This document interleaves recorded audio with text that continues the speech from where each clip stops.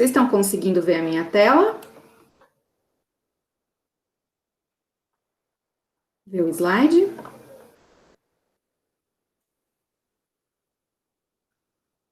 Ali não é da área da enfermagem?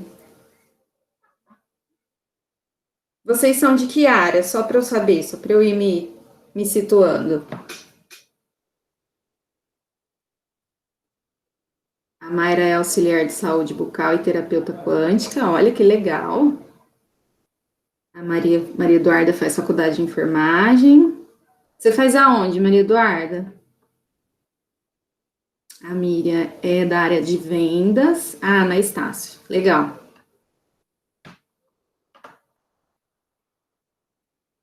Então, vai dar para a gente conversar bastante sobre, posso fazer de uma forma mais ampla, né? Não só direcionada ali ao foco da enfermagem, mas vai ter muita coisa a ver, né? Então, gente, acho que eu vou começar. Já é 2h10, creio que não vai entrar mais ninguém. Se entrar, eu tento aceitar aqui durante a aula, tá bom? Caso aconteça alguma coisa do slide sumir, vocês me gritam aqui no chat. Bom, vou me apresentar, né? Meu nome é Estefânia, eu sou fisioterapeuta, né? Eu me formei em 2014, eu sou mestre em ciências e tô terminando, falta aí um ano mais ou menos para eu acabar o meu doutorado lá na USP, né? Eu fico no departamento de cirurgia e anatomia da Faculdade de Medicina ali da USP, né? De fato, assim, eu sou professora de anatomia humana, né? Mas ajudo também em algumas outras matérias, como na ética, por exemplo, e na biossegurança, tá bom? Então, na aula de hoje a gente vai falar um pouquinho mais sobre a ética profissional, e na aula da semana que vem a gente vai conhecer melhor um pouco sobre a biossegurança, tá bom? Bom, então vamos começar, né? Antes da gente falar da ética profissional em si, a gente precisa entender o que é a ética, né? A ética como um todo. Então, a ética, ela é o estudo dos valores atrás de cada comportamento humano, né? Então, ela digamos que ela seja a ciência que investiga, né, os princípios que motivam, que disciplinam ou que orientam o comportamento humano, né?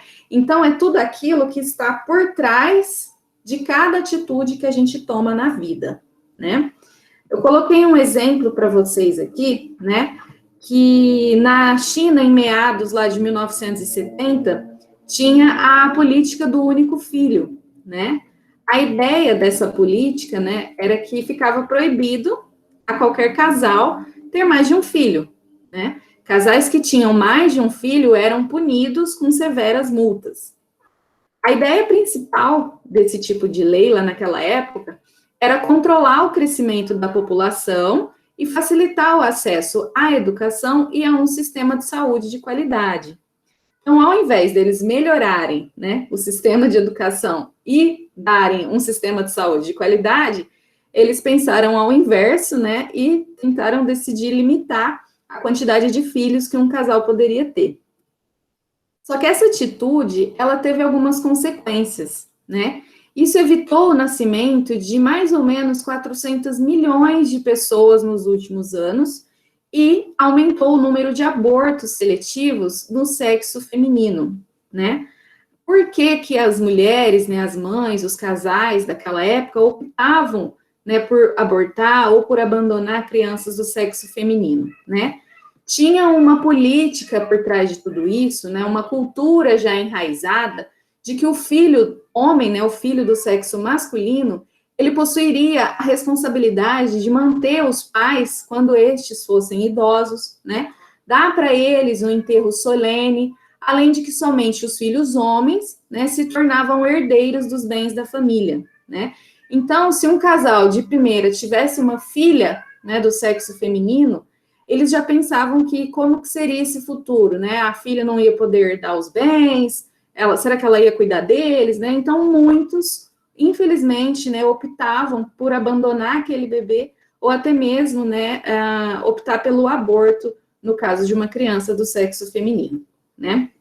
Então, assim, esse comportamento, hoje em dia, né, quando a gente para refletir um pouco mais sobre isso, a gente não acha isso um comportamento ético, né? Porém, nessa época, frente a esse pensamento, a essa cultura que já estava enraizada neles, eles acreditavam que esse seria o certo a se fazer, tá? Então, a ética, ela é exatamente isso, ela busca entender, né, os motivos que levam aquela pessoa a tomar tal atitude. A ética, ela não é uma regra, né? Todos nós temos uma liberdade de escolha. E ela tem muito a ver com os direitos e os deveres que a gente vai aprendendo, né, com o reflexo de normas e valores presentes na nossa realidade social. Então, tem muito a ver com tudo aquilo que a gente vivencia, né? Existe uma palavrinha que é a origem etimológica, né, da palavra, o significado, de onde ela vem, de onde ela surgiu, né? E a palavra ética, ela vem do grego, que significa ethos, né, do grego ethos, que significa caráter, né, significa índole, de acordo com os seus valores. A ética, ela é considerada absoluta e imutável, né? Então, ela não muda. Se uma coisa eu considero ética hoje, com certeza eu vou me manter com esse pensamento de que isso é ético para mim em qualquer ano que eu tiver, em qualquer lugar que eu tiver, né? Então a ética tem essa característica de coisas enraizadas, né? Daquilo que eu carrego comigo, aquilo de acordo com o meu caráter, aquilo de acordo com a minha índole, né? Então isso seria as características principais da ética. Quando a gente estuda, então, o campo da ética, a sua função é esclarecer ou investigar uma determinada realidade. Né? Então, a gente precisa entender o que acontece na realidade daquela pessoa para a gente entender o que ela considera como um princípio ético ou não, né? A ética, ela nos dá essa concepção filosófica sobre o homem como um todo, né? E não uma parte, um pensamento, né? Não, ele tem toda uma origem ali, uma visão, né, de um ser histórico, de um ser social, que carrega, né, as suas cargas positivas e negativas durante toda a vida, baseado, né, em tudo aquilo que ele vivenciou, né? Aí nessa figurinha aqui tá a mensagem, né? Por que é importante ser ético na sociedade hoje em dia, né? Então, essa é uma busca constante da gente tentar entender por que cada ação que a gente tem na vida, ela pode gerar uma reação, né? Por que a gente tomou aquele tipo de atitude? Então, tudo isso precisa ser refletido quando a gente fala sobre ética. O estudo da ética é dividido em dois campos principais, né? Então, nós temos problemas gerais e fundamentais, como a liberdade, o bem, a consciência, o valor, a lei, entre outros, e problemas específicos ou concretos, né, como a ética profissional, a ética na política, ética sexual, ética matrimonial, a bioética, né, tudo isso. Então, o princípio fundamental da ética, ele tem uma palavrinha especial para isso, é chamado de alteridade, né, que é essa palavrinha aqui. Essa palavrinha, ela significa respeito ao outro ser, né, ao outro ser humano, com a sua inerente dignidade, né? Então, independente de quem seja, essa pessoa é digna de respeito, né? E a gente tem que fornecer esse respeito para a pessoa, assim como as outras pessoas que estão à nossa volta também têm que dar o devido respeito a nós, né? A ética, ela vincula-se a 3 pré-requisitos, né? Então, a percepção dos conflitos, né? Então, a consciência das contradições humanas. Então, tem um conflito ali, como que eu vou resolver isso, né? A autonomia para escolher. Então, essa é uma competência para que a gente possa se posicionar entre os sentimentos e a razão, né? Então, como naquele caso que eu citei para vocês do pessoal lá da China, lá naquela época, da política do único filho, né? Provavelmente muitos daqueles pais agiam pela razão, né? E não pelos seus sentimentos, porque não é fácil fazer uma opção daquela, né? Então, tem sempre esse balanço entre o que escolher, né? Frente a cada decisão que a gente precisa tomar. Também é necessário que haja uma coerência nessa decisão, né? Uma lógica entre o pensamento e a ação. Por que eu vou fazer isso? por causa disso, disso e daquilo? Será que isso vai fazer mal para outras pessoas? Será que isso vai fazer mal para mim mesmo? Né? Então, a gente precisa ter uma coerência daquela decisão que a gente vai tomar e pensar se aquilo vai ser bom, se aquilo vai ser ruim, né? Então, a ética vincula-se a esses 3 pré-requisitos principais. A outra palavrinha que vocês precisam aprender, né, é a moral, né? Mas o que é a moral?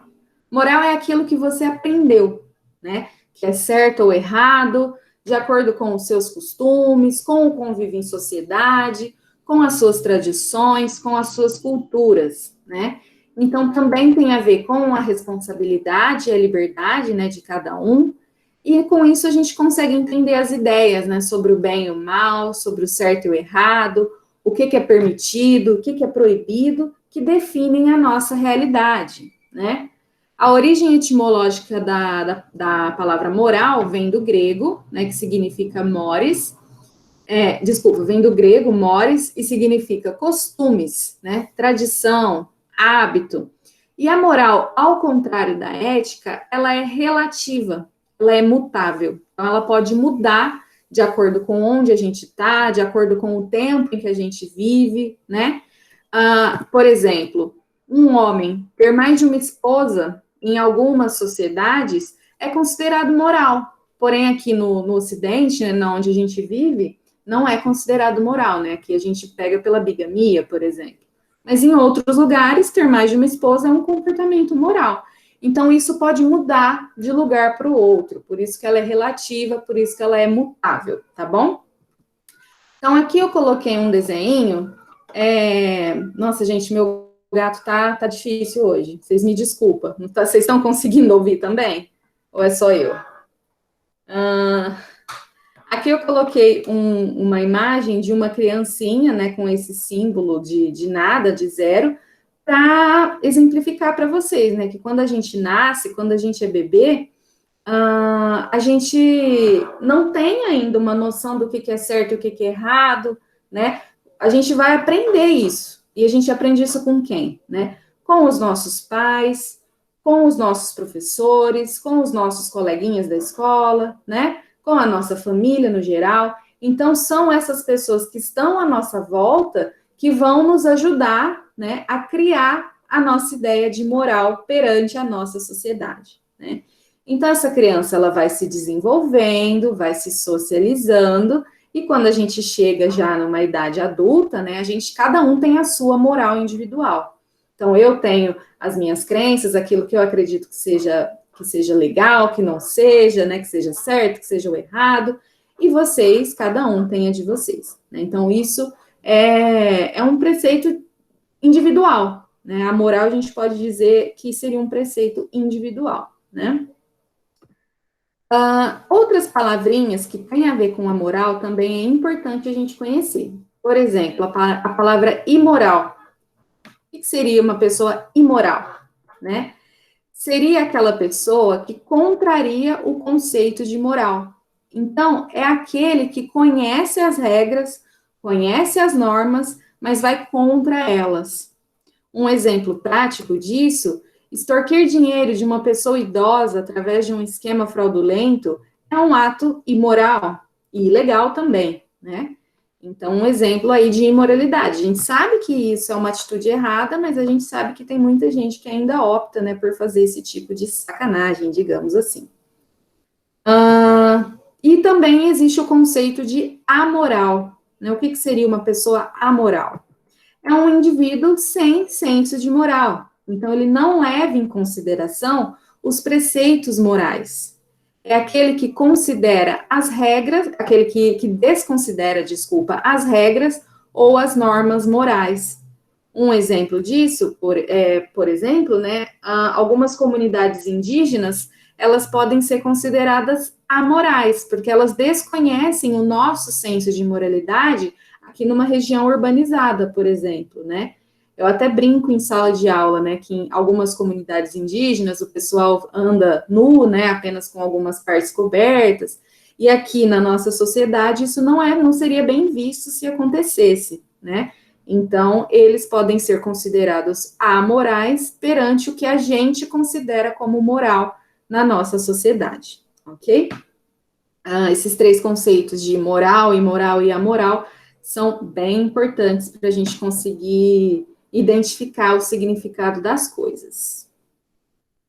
A ética, então, né, ou seja, é a teoria ou a ciência do comportamento moral, né? Então, a moral, como a gente já aprendeu, é aquilo que a gente aprendeu que é certo ou errado, de acordo com a nossa família, com nossos professores, e a partir daí a gente decide as atitudes que vai tomar, né? Então, a ética, ela vem por trás disso, ela vem estudando, né? Por que a pessoa tomou aquela atitude?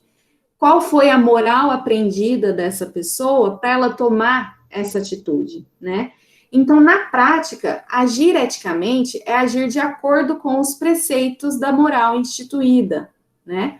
Um filósofo alemão, né, o Leibniz, ele considera que o direito e as leis advindos de comportamentos éticos decorrem de três preceitos morais básicos, né? Coisas que a gente aprende quando a gente é pequeno, né?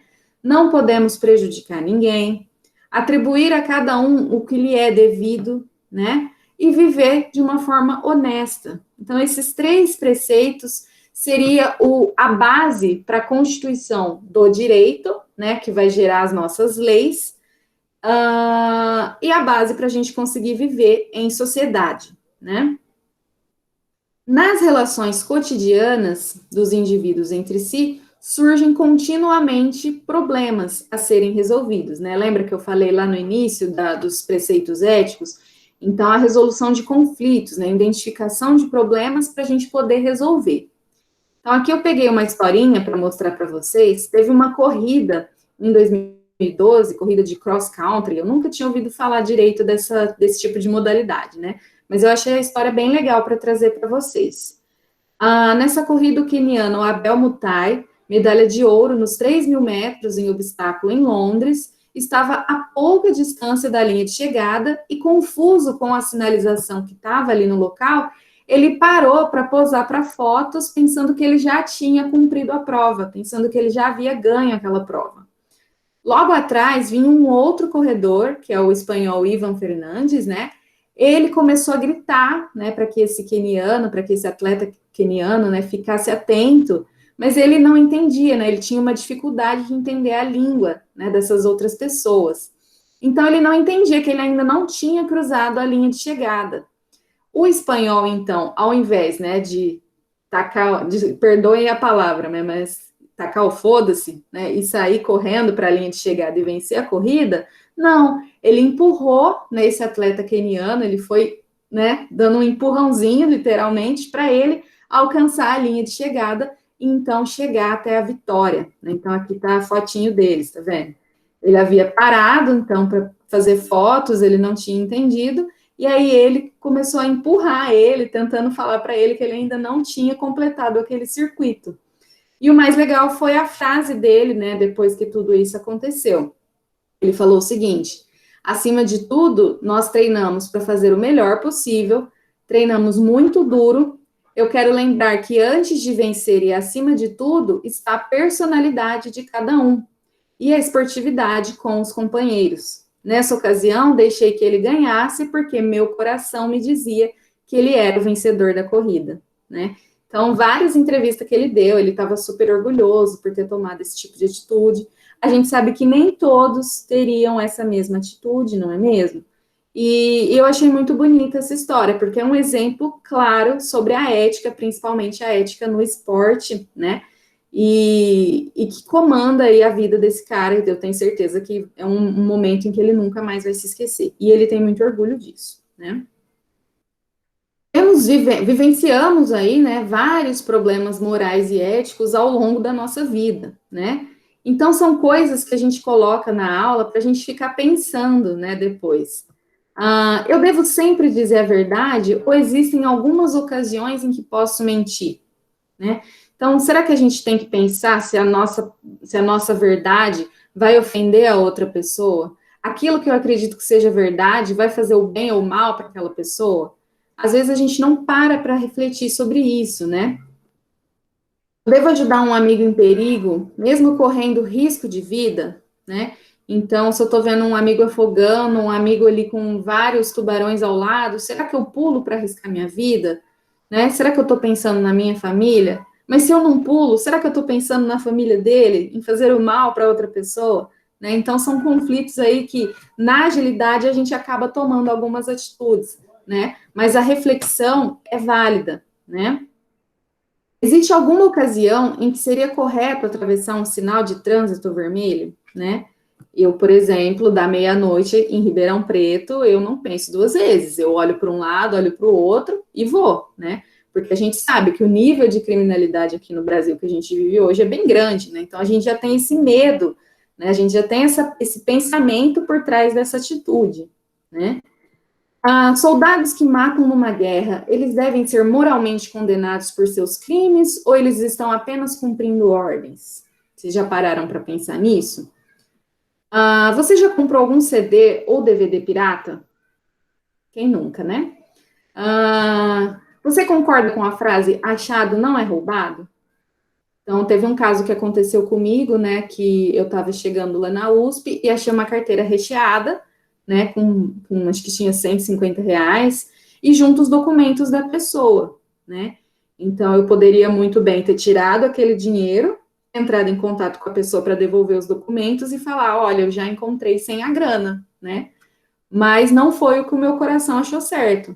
Então, eu liguei para a pessoa, falei que eu havia achado a carteira dela e devolvi o dinheiro, os documentos, tudo junto. Então, isso estaria de acordo com o quê, né? Com a minha moral, de acordo com aquilo que eu aprendi que é certo ou errado, né? Mas isso vai de cada um. Então, assim, eu vou deixar esses problemas éticos e morais aí para vocês ficarem refletindo depois sobre e poderem pensar sempre em cada atitude que vocês forem tomando aí na vida de vocês. Como devo agir perante os outros, né? Um autor que publica muito na área da ética, o Chauí, né? Ele publicou falando que ser ético é, né? Ser consciente de si e dos outros, ou seja, capaz de refletir e reconhecer a existência de outros sujeitos, né? De outras pessoas como éticos, iguais a ele, né? Então a gente precisa entender, lembra da palavrinha alteridade? Todo mundo merece respeito, né? Então a gente tem que ter essa consciência de que todas as outras pessoas são sujeitos éticos e merecem respeito igual a mim. Ser dotado de vontade, que seria a capacidade para controlar e orientar desejos, impulsos, tendências, sentimentos e tomar decisões frente às diversas alternativas possíveis. Ser responsável, né, reconhecer-se como autor da ação, avaliar os efeitos e as consequências dessa ação sobre você mesmo e sobre as pessoas que estão em volta. Né? Então, sempre pensar em não causar mal, nem a você mesmo e nem a outros. E ser livre, né? Você precisa ser capaz de oferecer-se como causa interna de seus sentimentos, suas atitudes, suas ações, não estar submetido a poderes externos que o forcem e o constranjam, né, a sentir, a querer e a fazer alguma coisa. Então, assim, você não está tomando aquela atitude porque você está, né, com uma arma na sua cabeça e você está se sentindo pressionado. Não, você vai tomar aquela atitude porque você refletiu sobre e acha que aquilo seria a atitude mais correta a ser tomada, né? Então, ser ético é praticar atos em benefício de você e das pessoas que estão à sua volta, né, de você e dos outros, mesmo sabendo que você não está sendo observado por ninguém, né? Consciência e responsabilidade são condições indispensáveis da vida ética. Dessa forma, faz-se necessário que o indivíduo conduza o seu comportamento de acordo com as normas que julgar mais apropriada ou mais dignas de ser cumprida, né? Temos aí alguns princípios éticos, né, que todo ser humano acaba seguindo, né? A justiça, a igualdade de direitos, a dignidade da pessoa humana, a cidadania plena e a solidariedade, né? Então, a pessoa que consegue fazer um balanceamento de todos esses princípios consegue ser uma pessoa ética, né? Também precisamos falar sobre os valores morais. O que é isso, né? Seria a prática do bem e da justiça, ela envolve dois quesitos principais, né? O respeito às leis que foram implementadas e a intenção de cada sujeito, né? A intenção individual, se eu vou respeitar essas leis ou não, né?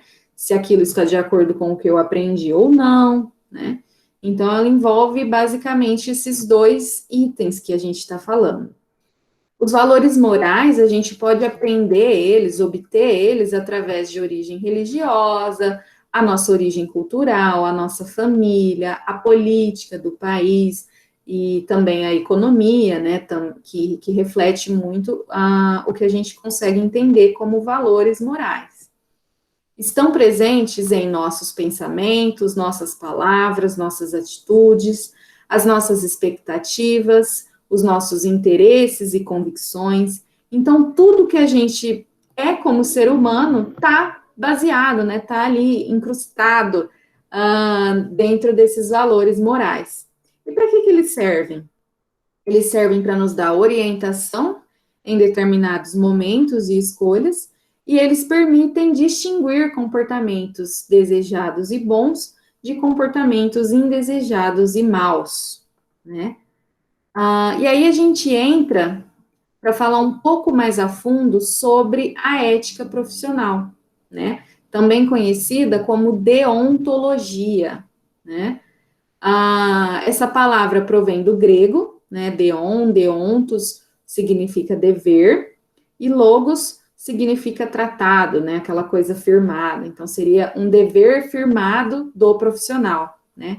É o estudo dos deveres de um grupo profissional. Também conhecido como ciência dos deveres, né? Então, é tudo aquilo que a gente precisa fazer em determinada profissão, né? Então, um conjunto de normas que indicam como os indivíduos devem se comportar na qualidade de membros de determinado corpo socioprofissional, né? Um padrão de condutas para esses profissionais. Então, ela serve para indicar os comportamentos mais adequados e alertar aqueles comportamentos que devem ser evitados, né? Então, aqui, alguns exemplos de comportamentos éticos. Assumir a profissão com responsabilidade a esta prática específica, ou seja, seguir o código de posturas e condutas, né, de cada profissão tem a sua, né? Defender os direitos autorais, direitos de propriedade, direitos, né, de responsabilidade técnica. Eu costumo dar um exemplo. Uma pessoa, um autor, acabou de escrever um livro, enviou lá para a editora para que ele seja editado e então publicado, né?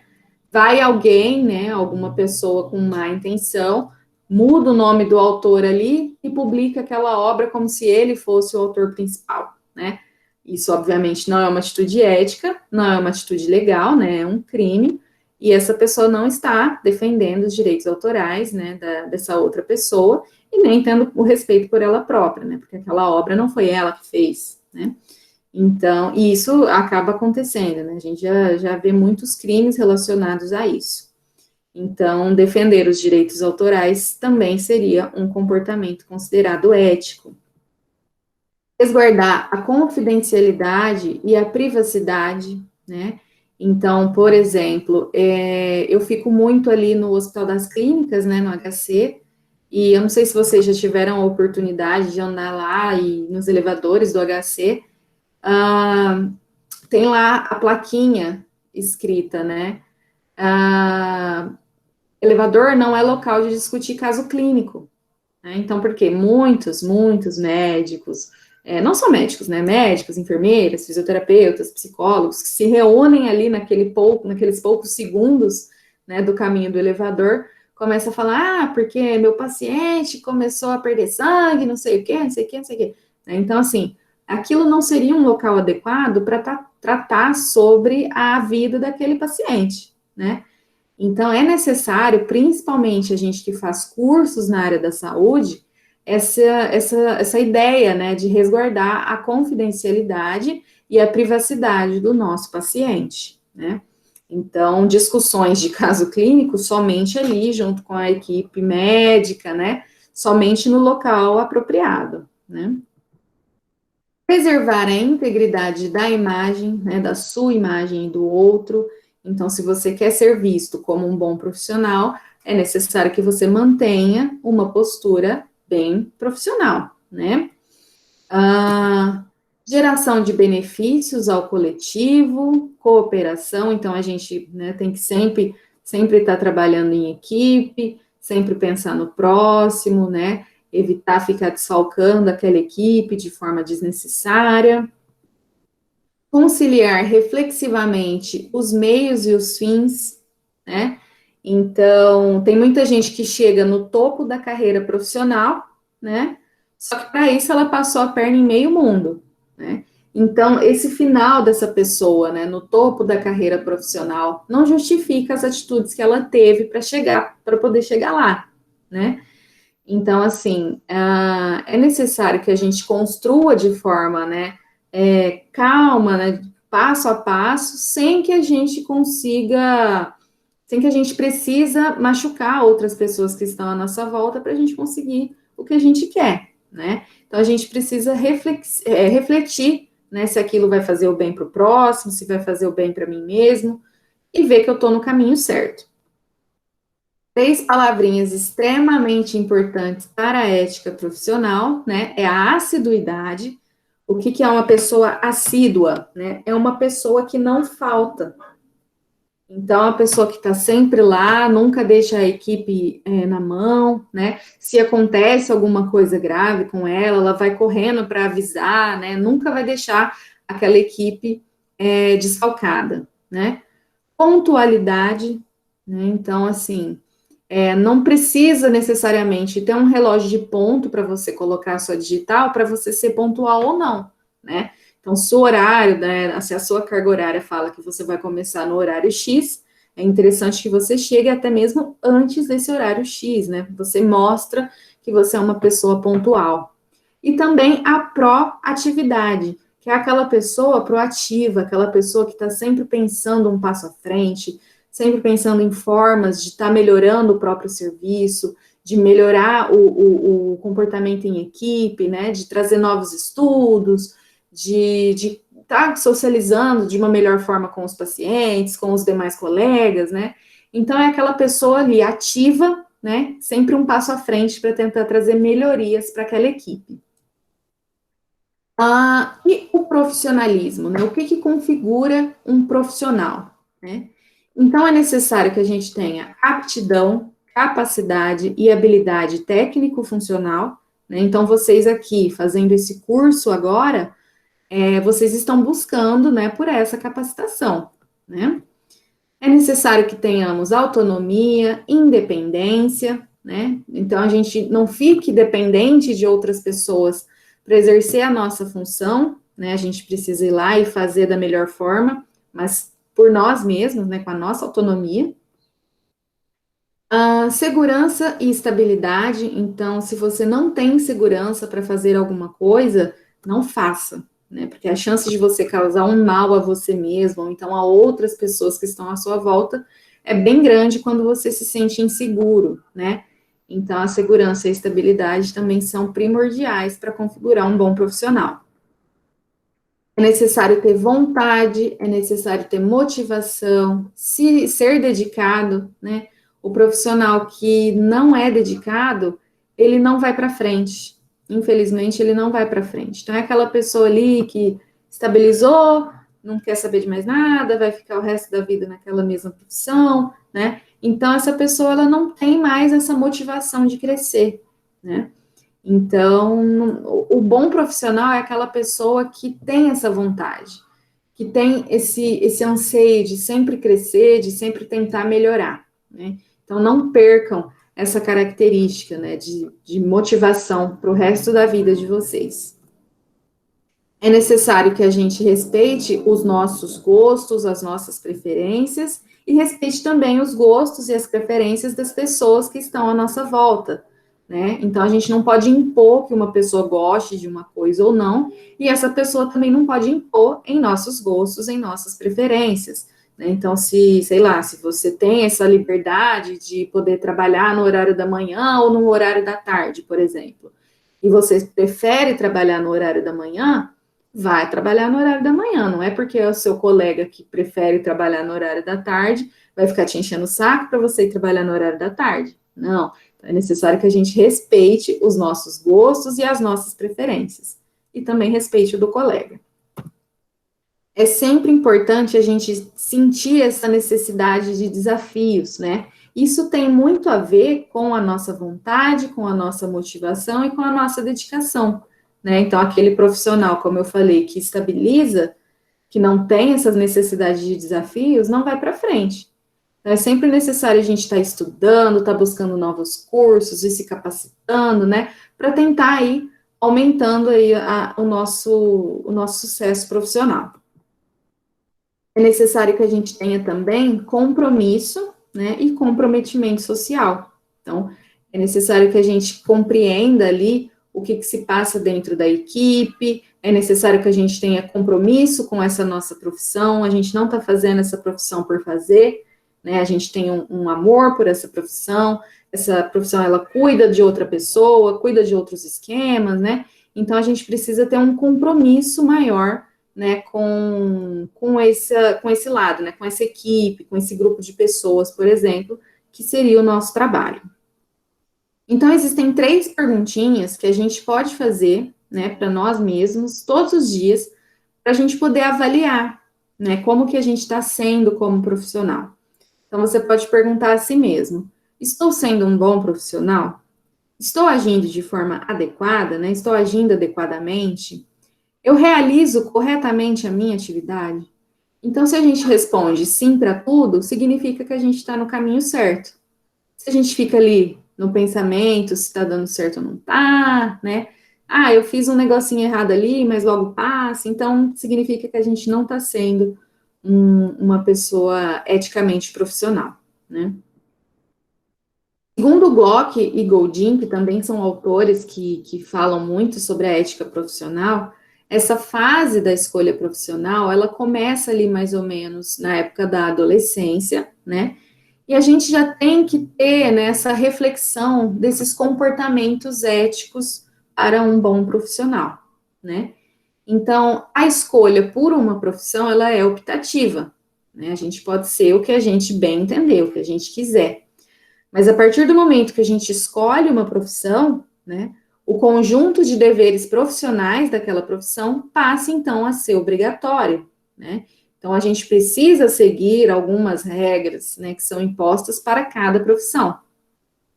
Ao completar uma formação em nível superior, por exemplo, é feito um juramento, né, que significa a sua adesão e o seu comprometimento com a categoria profissional.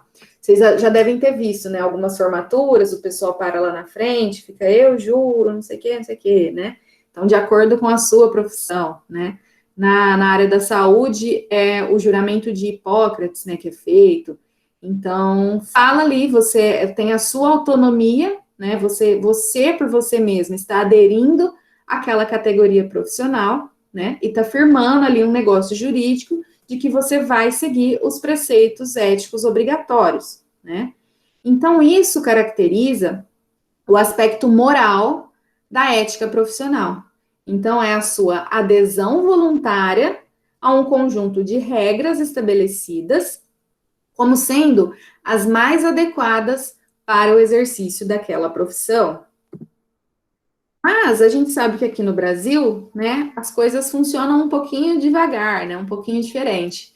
E pode ser que nem todos, né, vão só começar a trabalhar após a sua formação em nível superior, né. Muita gente, creio que 90% dos brasileiros, precisam começar a trabalhar antes mesmo de pensar em uma formação em nível superior, né. Então, essa atitude de começar a trabalhar antes de você fazer um juramento, né, profissional, isso não exime você da sua responsabilidade assumida ao exercer aquela atividade, né, aquele trabalho.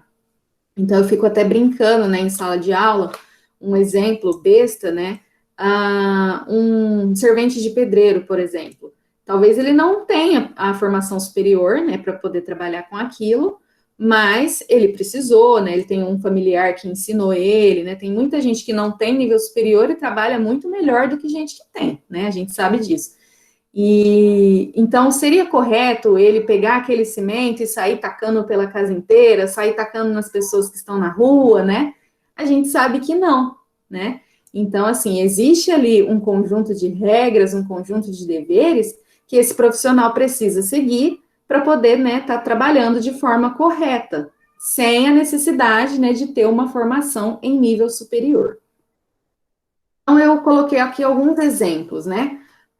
Um auxiliar de almoxarifado que verifica se há umidade no local destinado antes, né, de colocar caixas que vão conter alimentos. Um cirurgião, né, um médico cirurgião, que confere as suturas nos tecidos internos antes de completar aquela cirurgia. Um contador que impede uma fraude ou que não mascara o balanço da empresa. E um engenheiro civil que utiliza os materiais mais indicados para a construção de uma obra. O que estes profissionais têm em comum, né? Então, baseado no que eu falei, todos estes profissionais, eles estão agindo de forma eticamente correta, visando o bem comum e valorizando a ética profissional correspondente, né, a ética de cada profissão ali.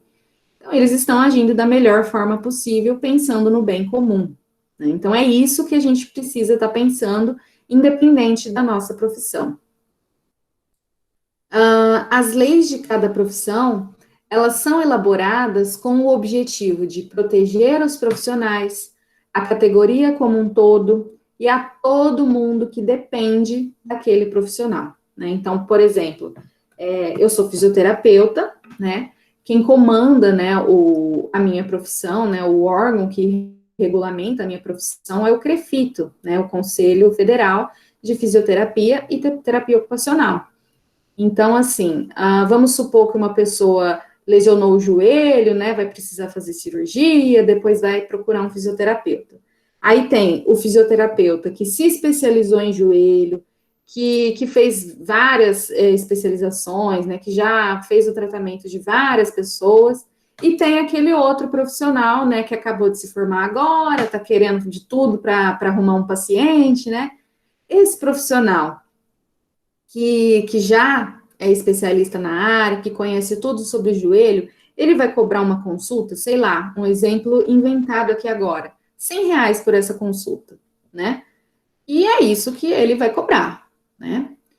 A outra pessoa que acabou de se formar agora, ele vai lá e cobra R$ 20 a sessão, né? Então, essa pessoa que acabou de se formar e que não tem uma especialização para estar trabalhando com isso, ele está respeitando a categoria profissional que ele escolheu? Não. Por quê? Porque ele vai tratar de uma pessoa sem ter o conhecimento baseado em evidências, né? Sem ter o conhecimento para ele estar trabalhando com aquilo.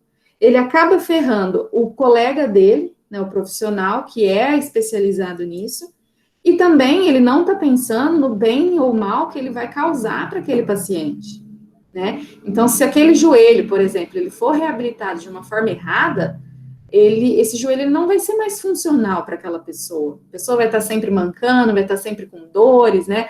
Vai ter que ficar fazendo fisioterapia o resto da vida, né? Então, essa pessoa, ela não está sendo ética o suficiente para trabalhar com isso. Essas leis de cada profissão, como eu falei, elas são elaboradas, então, para proteger esses profissionais, né? Proteger a categoria como um todo. Então, essa pessoa que está cobrando mais barato sem ser um especialista para estar trabalhando com aquilo, ele não está respeitando a categoria como um todo, não está respeitando aquele colega que estudou para isso e também não está respeitando aquela pessoa que depende do seu serviço, não está respeitando aquele paciente, tá? Então, é um exemplo aí que eu sempre coloco, né, principalmente porque eu sou fisioterapeuta, então fica mais fácil para eu poder dar esse exemplo para vocês. Mas é necessário que a gente entenda que as leis, elas são feitas para nos proteger. Então, eticamente falando, é necessário que a gente siga essas leis, né? elas foram implementadas já com esse pensamento, né? De evitar aquele comportamento que não é adequado e para a gente sempre preconizar aquele comportamento que seja o mais adequado, independente da profissão que a gente escolher. Na instrumentação cirúrgica, né, quem regulamenta, quem regimenta, fiscaliza o exercício profissional é o Corem, né? Quem se tem alguém aí da enfermagem, já me corrige se eu falar errado, que é o Conselho Regional, né, de Enfermagem.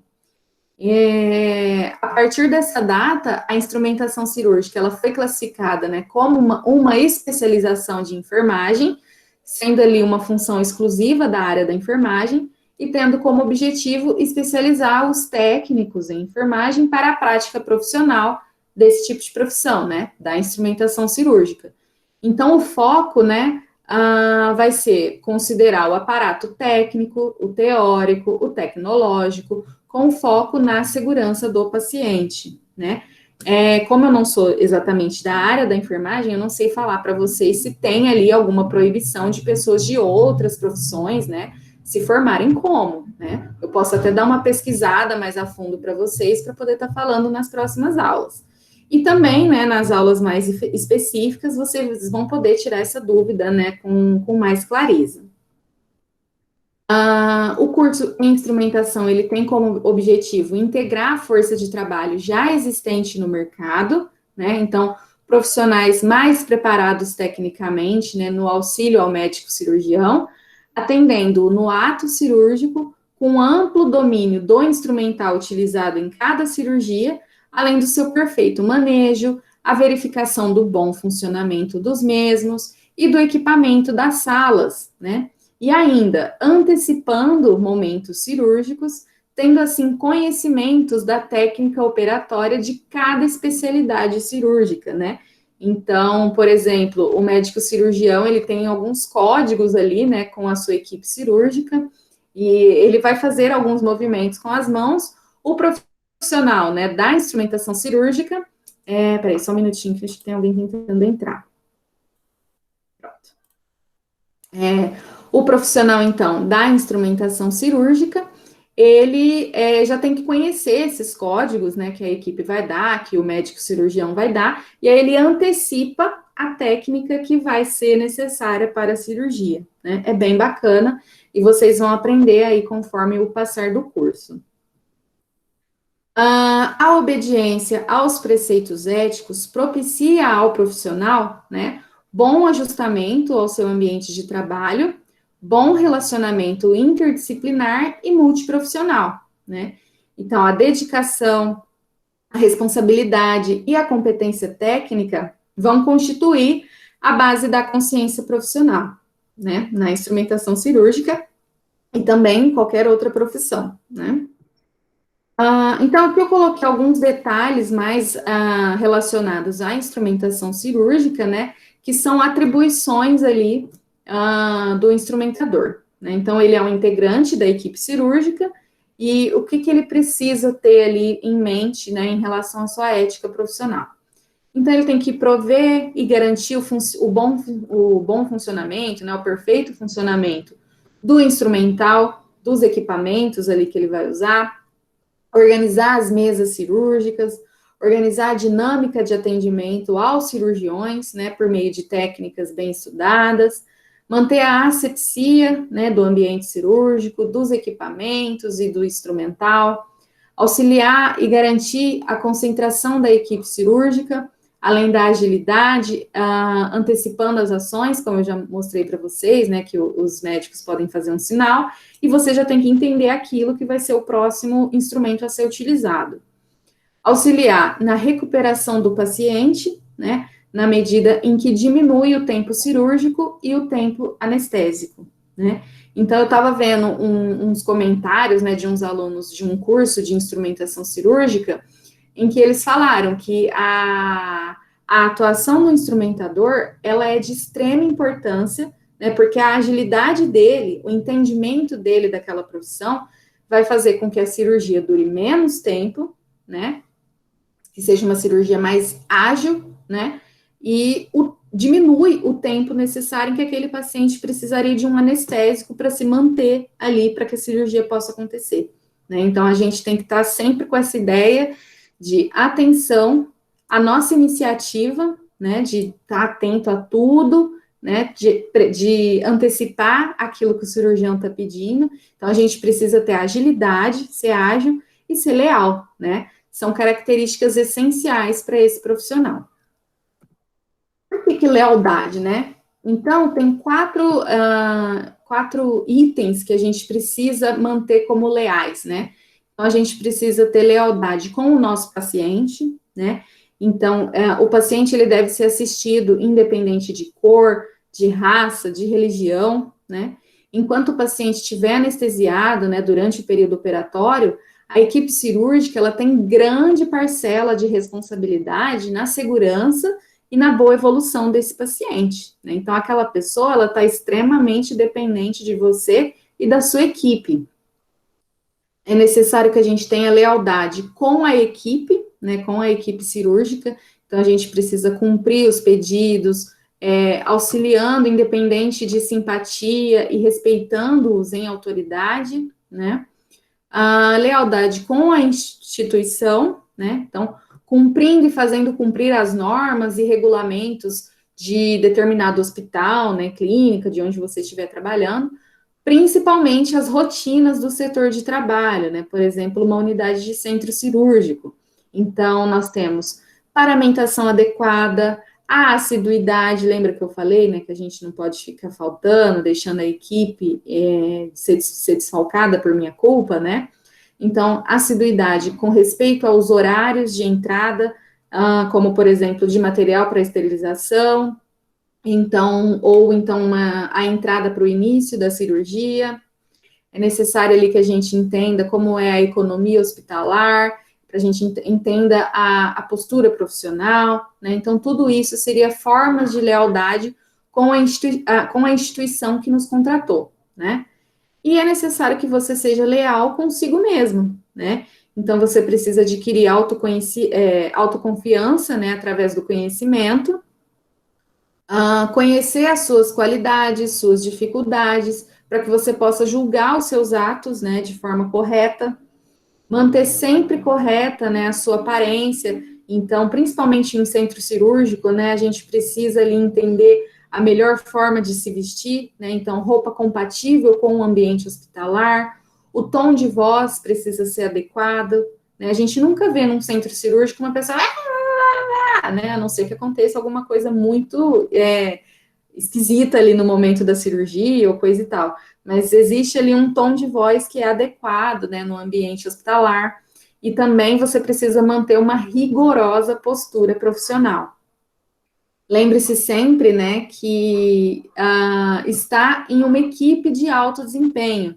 Assim, exigências e competências de qualidade serão cobrados de você, né? Então, para ajustar o trabalho do instrumentador cirúrgico dentro da equipe cirúrgica, foi idealizado um modelo de deveres, né, que norteiam o profissional em seu ambiente de trabalho, né? Mais algumas formas aí de eu mostrar para vocês. Então, nós temos conhecer, né, os instrumentais cirúrgicos pelos seus nomes próprios e prover as mesas de cirurgia com os instrumentais necessários para cada cirurgia. A gente já precisa conhecer. Vai ser uma cirurgia de, sei lá, de rim, de transplante. Então, ali, a gente já prepara a mesa de acordo com a cirurgia que vai ocorrer, né? E a gente precisa conhecer esses instrumentais, cada um tem o seu nome, cada um é específico para uma coisa, para a gente fazer com que essa cirurgia ocorra da melhor maneira possível. Como a gente já comentou, né, manter a asepsia rigorosa ali durante todo o ato operatório, né, e acompanhar a sequência lógica de cada tempo cirúrgico, ordem e método na arrumação do instrumental, prontidão e ajuste de ações manuais, né, limpeza e acomodação do instrumental usado a cada tempo cirúrgico, entregar sucessivamente os instrumentais sem que sejam solicitados, tornando o ato operatório uma sucessão de atos invariáveis, Então, isso aqui é mais um pouquinho daquilo que eu já falei, né? O médico, ele vai ali fazer um sinal, você precisa entender aquilo, já dá o material que ele precisa. Aqui, ó, entregar o instrumental solicitado por sinais manuais pelo cirurgião, de modo que o ato operatório seja feito de forma silenciosa. Então, tudo isso acontece de uma forma muito automática, né? De uma forma muito rápida. Sincronizar tempos e ações manuais com o cirurgião, né? Então, o primeiro auxiliar, o segundo auxiliar, segundo técnicas e detalhes bem estudados. Entregar um instrumental aos operadores de forma ágil, com presteza, de forma exata para uso imediato, né? Sem que tenham que remanejá-lo ou utilizá-lo. Então, você já tem que entregar, sei lá, uma tesoura, uma pinça, do jeito que o cirurgião pega essa tesoura e já vai usar, né? Então, a gente não pode entregar de qualquer forma para que ele precise ali pensar rápido e colocar na posição ideal. Não, a gente já precisa entregar de maneira certa. E o instrumentador também deverá guardar sigilo absoluto, né? Então, lembra que eu falei lá dos elevadores do HC, né? Tem ali, né? Para você não ficar discutindo o caso clínico. Então, tudo que você vê ali numa mesa operatória, você tem que manter o sigilo absoluto de tudo aquilo que você viu e não sair contando por aí aquilo que aconteceu. Como eu falei, né? Cada profissão ela possui um código de ética, né, o Código de Ética Profissional, que nada mais é do que um conjunto de regras de direitos e deveres, né, e existe um código para cada profissão.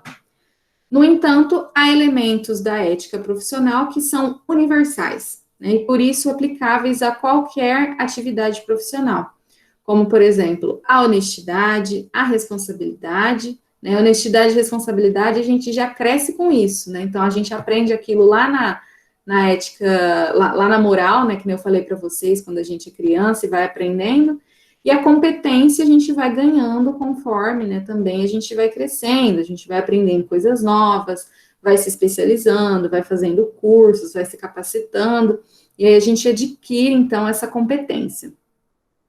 A Associação Nacional de Instrumentadores Cirúrgicos, então, ela montou esse código de ética profissional, né, em que são 11 artigos principais, né? Então, nós temos aqui, artigo 1º, o instrumentador cirúrgico defenderá com todas as suas forças e em todas as circunstâncias o direito fundamental da vida humana, né? Isso está previsto no artigo 5 da Constituição Federal, né? Que fala o quê? Todos são iguais perante a lei, sem distinção de qualquer natureza, garantindo-se aos brasileiros e aos estrangeiros residentes no país a inviolabilidade do direito à vida, à liberdade, à igualdade, à segurança e à propriedade nos termos seguintes, né? Então, o direito à vida ele está fundamentado na Constituição e em qualquer profissão a gente precisa seguir esse preceito. No artigo 2º, né, o instrumentador cirúrgico dedicará atenção especial ao doente, prescindindo de raça, nacionalidade e religião, né? A Lei 8080, que é a Lei Orgânica da Saúde, no seu artigo 2º, fala o seguinte: a saúde é um direito fundamental, né, do ser humano, devendo o Estado prover as condições indispensáveis ao seu pleno exercício, né? Existe um princípio da bioética, né, que seria a ética para a saúde, em que há a justiça, né? Então, todas as pessoas têm direito a terem as suas necessidades de saúde atendidas, livres de preconceitos ou segregações sociais, tá? Então, o instrumentador cirúrgico também precisa, né, ter essa dedicação ao doente, sem se preocupar, né, livres de preconceito ou algum tipo de segregação social. Terceiro, o instrumentador cirúrgico procurará familiarizar-se com os vários aspectos organizacionais e administrativos do hospital e com dinâmica do bloco operatório, objetivando uma integração adequada no seu ambiente de trabalho, né? O artigo 4º fala que o instrumentador cirúrgico, ciente de que o desempenho de sua função requer formação aprimorada, ele vai estar sempre procurando ampliar, né, e atualizar os seus conhecimentos técnicos, científicos e do desenvolvimento da própria profissão, que é o que vocês estão buscando agora aqui no curso, Artigo 5º fala, o instrumentador cirúrgico, ele executará com rigor e presteza as orientações do cirurgião com vistas ao pleno sucesso do ato cirúrgico, né? Então, a gente, lembra que eu comentei que a gente precisa lá manter aquele respeito, né, entender a autoridade das outras pessoas que estão ali na equipe, e a gente precisa entender, né, e executar com rigor aquilo que o médico cirurgião pediu para que a gente faça, né? Então, tudo isso visando o sucesso, então, do ato cirúrgico. O artigo 6º fala que o instrumentador cirúrgico, ele evitará abandonar o paciente em meio ao ato operatório, sem causa justa e sem garantia de solução de continuidade de sua atividade. Então, a não ser que aconteça alguma coisa mais grave com você, né, você não pode abandonar o paciente em meio ao ato cirúrgico de forma alguma. O artigo 7, né, ele fala, o instrumentador cirúrgico negará sua participação em pesquisas que violem os direitos inalienáveis da pessoa humana, né? Então, se você vê ali que é uma pesquisa que vai violar o direito humano, né, você não pode participar, né? Você precisa negar a sua participação. O artigo 8º fala que o instrumentador cirúrgico, ele procurará manter relações cordiais, espírito de colaboração e integração com todos os membros da equipe cirúrgica, né, como a gente já falou, a colaboração, né, o respeito com os demais colegas da equipe cirúrgica é primordial, não só, né, para o instrumentador cirúrgico, quanto para qualquer tipo de profissão, né. O artigo 9º fala que o instrumentador cirúrgico, ele guardará segredo sobre fatos que tenham conhecimento no exercício de sua profissão, né? Que é aquilo que a gente já discutiu também. O que você observou ali durante uma cirurgia, né, fica ali. Você não tem que sair contando para ninguém, então você vai manter aquilo que você viu em sigilo. No artigo 10º, né, fala que o instrumentador cirúrgico fará valer o seu direito à remuneração compatível com o trabalho realizado e com dignidade da profissão, né? Então, você se capacitou, você está estudando para isso, então você precisa exigir que a sua remuneração seja compatível com o seu trabalho, tá bom? O artigo de número 11, ele fala que o instrumentador cirúrgico, ele colocará os seus serviços profissionais à disposição da comunidade em casos de urgência, independentemente de qualquer proveito social. Então, você está lá em casa, né, às 4 horas vai ter um jogo São Paulo e Corinthians, né, o pessoal do hospital te liga e fala, ó, estamos precisando de você aqui, porque vai ter a cirurgia X. Você vai falar, não, não vou não, porque daqui a pouco tem jogo, né? Não, né? Então, você firmou esse compromisso profissional de que você vai estar à disposição daqueles serviços em casos de urgência, né? A não ser que seja suas férias, né? Que tenha algum combinado ali antes de que você não iria participar de fato se caso acontecesse alguma coisa, se precisasse de alguma cirurgia de urgência, né? Caso contrário, é necessário que vocês se mantenham à disposição de poder estar trabalhando nesses casos de urgência. Esse código, ele foi aprovado em Assembleia Geral, né, ordinária, da Associação Nacional, né, dos Instrumentadores Cirúrgicos, no dia 26 de setembro de 1986, né, então a gente já tem aí alguns bons anos em que esse código profissional vem sendo seguido. Não sei se vocês já viram, né, mas como a gente falou que existe o juramento de Hipócrates, né, para falar sobre a sua adesão àquele conjunto de regras profissionais, o instrumentador cirúrgico também tem o seu próprio juramento, né? Então, é falado... Peraí, que acho que tem uma pessoa tentando entrar. Não, ele sumiu, então acho que não ia querer entrar, não. Então, começa o seguinte: você promete ser fiel aos seus compromissos, às leis e o dever para com a sociedade? Né? E vocês falariam, prometemos. Promete obedecer às ordens dos cirurgiões e seguir os parâmetros segundo os ensinamentos obtidos? Prometemos. Promete ser fiel à única instituição da classe que ofereça reciclagem e aprofundamento profissionais? Prometemos. Promete obedecer às hierarquias institucionais? Prometemos. Jura nunca esquecer o ser humano? Juramos. Então, esse é o juramento do instrumentador cirúrgico. São poucos itens, né? Mas cada item tem uma profundidade muito grande para que a gente reflita, né? Principalmente vocês que estão aí no comecinho do curso e já ir pensando se é isso mesmo que você quer, né? Se é aquilo que você acredita que seja certo ou errado, né? Então, tudo isso pode permear essas frases aí que são faladas durante o juramento. Existe uma coisa que se chama responsabilidade profissional, né? E o instrumentador cirúrgico, ele precisa ter isso muito, muito firme, né, em sua cabeça. Então, o que seria uma má prática profissional? Seria o uso da profissão, né, para atentar contra a dignidade das pessoas, pode ser através do enriquecimento ilícito, né, então aquela pessoa que tenta ganhar dinheiro à base dos outros de forma errada, a partir do bem de terceiros, né, que seria esse enriquecimento ilícito. Então, aquela pessoa que já pratica aquela profissão aquela atitude dentro da profissão, de uma forma que vai causar mal a outra pessoa, ela está fazendo o mau uso da sua prática profissional, né? Existe uma diferença quando a gente fala de erro profissional entre responsabilidade e culpabilidade, né?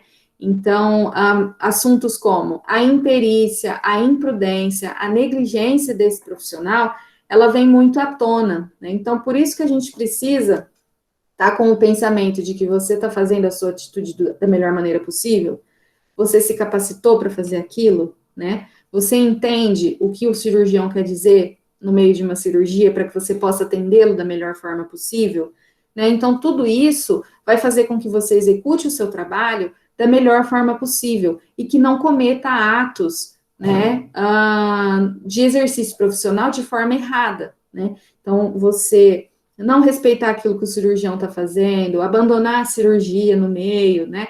São atos de negligência, são atos que você pode ser considerado um profissional imprudente, caso você faça isso, né? Então, você precisa ali ter consigo mesmo a sua responsabilidade, né? Você precisa se culpar se acontecer alguma coisa errada, né? Se a culpa for sua, se você tiver sido negligente, né? Então, tudo isso precisa ser pensado a partir do momento em que você entra, por exemplo, numa sala de cirurgia, né? A partir dali, você é um profissional responsável, a vida daquele paciente também depende de você e não só do médico, né? A gente tem que parar com essa mania de achar que o responsável pela vida do paciente é o médico, é o enfermeiro só. Não, né? Toda a equipe cirúrgica é responsável pela vida daquele paciente. Portanto, a responsabilidade profissional é de extrema importância. Tem uma coisa, gente, que é preciso que fique firme na nossa cabeça, né? Que seria a humanização, né? O que é isso? A gente não pode resumir o cliente, por exemplo, o nosso cliente, né, à patologia dele. Então, ele não pode ser o paciente da apendicite, né? O cliente, ele não é propriedade do cirurgião, então ele não é o paciente do doutor fulano, né? É necessário que a gente seja humano, que a gente trate aquela pessoa como uma pessoa humana, uma pessoa digna de respeito, né? Lembra que eu falei da alteridade? Então, ela entra muito aqui no processo de humanização.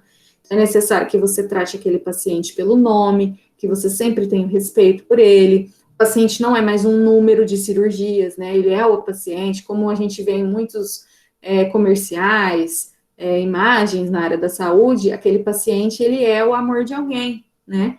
Então, a gente precisa tratar ele com o devido respeito.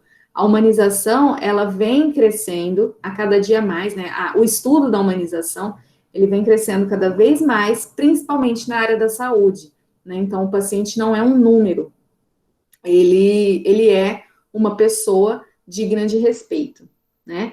Então, a humanização da assistência deverá ser dirigida às necessidades do paciente, da sua família e da equipe como um todo, tá bom? para finalizar, então, eu coloquei aqui uma frase do Pequeno Príncipe, né? Tu te tornas eternamente responsável por aquilo que cativas, né? E a gente precisa ter essa frase aí firme durante toda a nossa vida, durante toda a nossa vida profissional, né? Para entender que aquela pessoa, aquela categoria como um todo mundo que depende daquele profissional, estão ali como que eu posso dizer isso? Nós somos responsáveis para que o nosso serviço seja feito da melhor forma possível, sem que prejudique essas pessoas e sem que nos prejudique também, tá bom? Aqui eu deixei as referências, né, de alguns textos que eu peguei, para caso vocês tenham interesse de dar uma pesquisadinha depois. E agora eu deixo aberto aí o chat, vou até encerrar aqui a aula. Eu deixo aberto o chat aqui para vocês me mandarem perguntas, se tiverem alguma coisa para me perguntar, tirar dúvidas, né? Se quiserem ligar o microfone agora, pode ligar. A gente pode bater um papo aí antes da gente finalizar.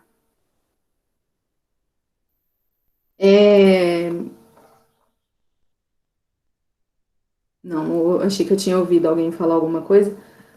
Se vocês quiserem, então, mandar alguma pergunta, podem me mandar aí pelo chat. Caso contrário, a gente já finaliza essa nossa primeira aula.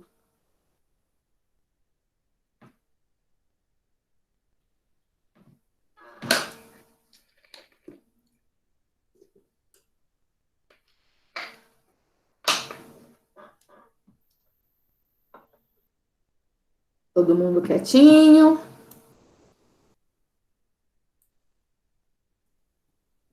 Sem dúvidas, então, pessoal. Essa aula ela vai ficar depois lá no portal, né, da Êxito. Ela foi gravada, sem dúvidas, né, Maria Eduarda? Então, tudo bem. Vai ficar gravado, vocês podem assistir ela quantas vezes forem necessário. O meu contato, então, vocês também têm, né, o WhatsApp, vocês podem me mandar dúvidas durante a semana, se quiserem conversar. Foi uma aula bem rápida, né, porque o pessoal me avisou de última hora, né, então eu tive que montar essa aula muito rápido, então talvez tenha ficado faltando alguma coisa, mas eu fiz de coração aberto e eu espero que vocês tenham gostado, tá? Eu me deixo à disposição e qualquer dúvida, estamos aí, tá bom? Então, um grande abraço para todo mundo e contem comigo aí. Se Deus quiser, até semana que vem. Um grande abraço para todo mundo, pessoal. Um beijo. Tchau, tchau.